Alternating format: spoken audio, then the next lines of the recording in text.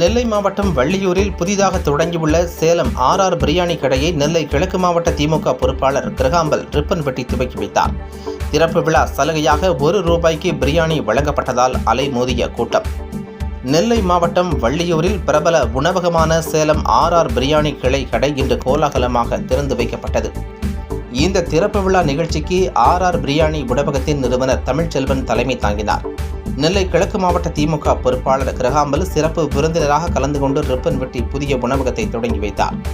பின்னர் வள்ளியூர் கிளையின் உரிமையாளர் தரணிச்சந்திரன் மற்றும் அவர்களது குடும்பத்தினர் குத்துவிளக்கேற்றி விழாவினை தொடங்கி வைத்தனர்.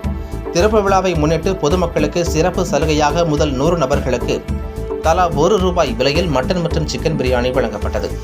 இந்த தகவலை அறிந்து ஏராளமான பொதுமக்கள் உணவகத்தின் முன்பு திரண்டதால் அந்த பகுதியே பரபரப்பாக காணப்பட்டது.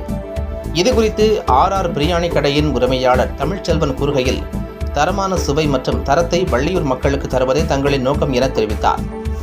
நிகழ்ச்சியில் மருத்துவர்கள், வியாபாரி சங்க நிர்வாகிகள், பொதுமக்கள், சமூக ஆர்வலர்கள், உணவு பிரியர்கள் கலந்து கொண்டனர்.